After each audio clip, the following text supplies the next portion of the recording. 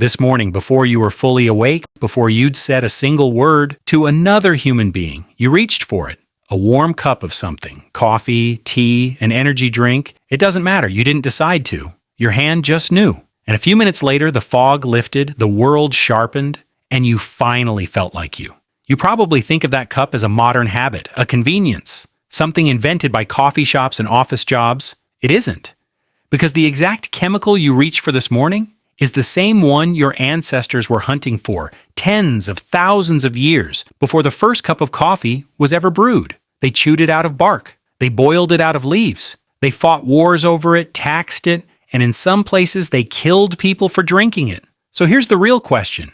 When did humans first get hooked on caffeine? And why can't we seem to stop? Think about how strange this actually is.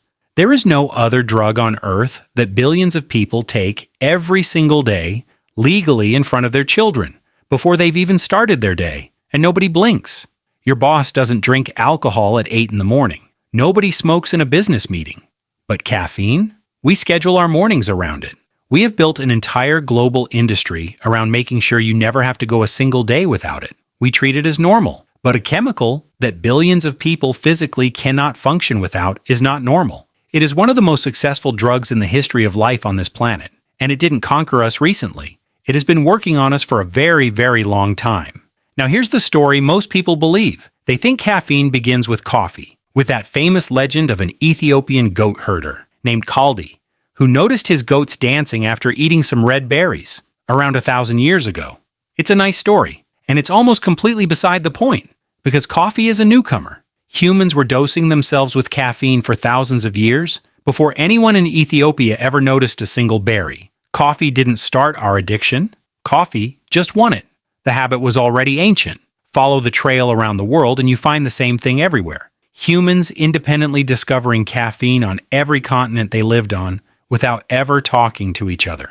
In China, tea leaves were being brewed at least 4,000 to 5,000 years ago, wrapped in a legend about the Emperor Shen Nung, who supposedly discovered it when a leaf drifted into his boiling water. In the Americas, it's even older and stranger. In Mesoamerica, people were processing cacao, raw and bitter, and loaded with caffeine's chemical cousin, nearly 4,000 years ago. Not as sweet chocolate, but as a bitter, frothy, sacred drink reserved for kings and warriors. Further north, Native Americans brewed something archaeologists call the black drink from the Yaupon holly, the only caffeinated plant native to North America, and drank it in enormous, ceremonial quantities. We have literally found the chemical residue baked into 1,000-year-old cups, and in the Amazon, tribes ground the guarana seed, which gram for gram holds more caffeine than a coffee bean, into a paste they carried with them on long journeys. Different continents, different plants, different peoples who never met, and every single one of them independently went looking for the exact same molecule. That is not a coincidence. That is a pattern. So why does this one chemical keep finding us?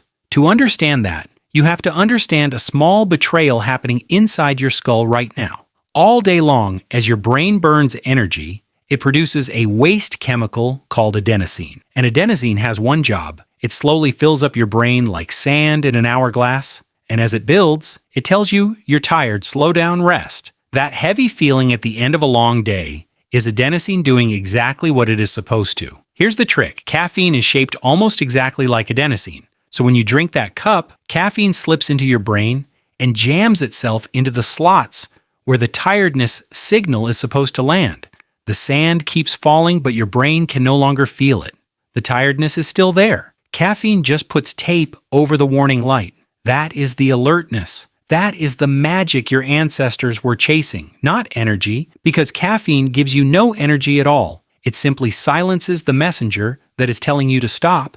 But now for the part that should genuinely unsettle you. Here's a question almost nobody asks. Why do these plants make caffeine in the first place?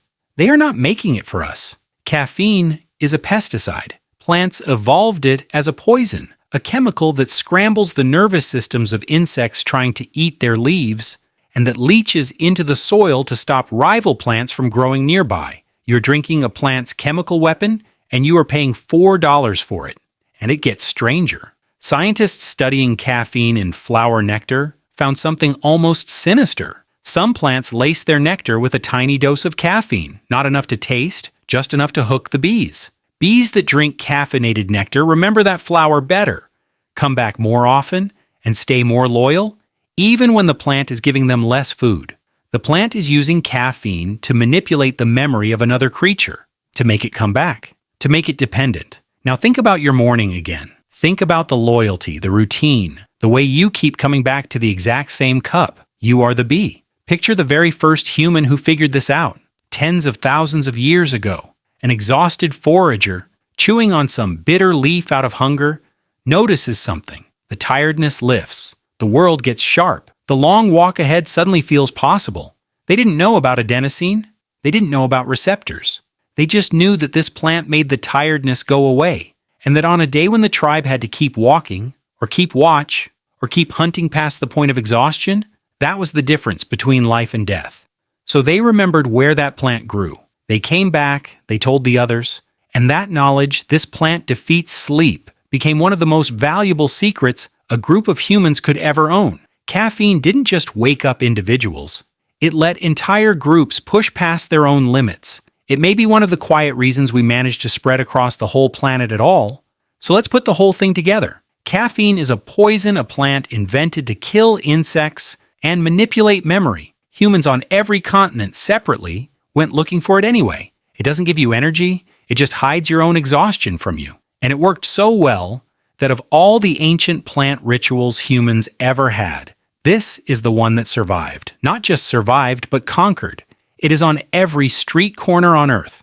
Which brings us back to you this morning, reaching for that cup before you were even awake.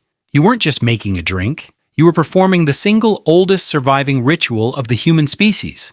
The same reach for the same molecule that a tired forager made in the dark tens of thousands of years ago. We like to say we discovered caffeine, but look at the loyalty, look at the routine, look at how you can't quite start the day without it. It might be more honest to say the plant discovered us, and it never let go. You didn't wake up this morning and choose coffee. Coffee has been choosing you for 10,000 years.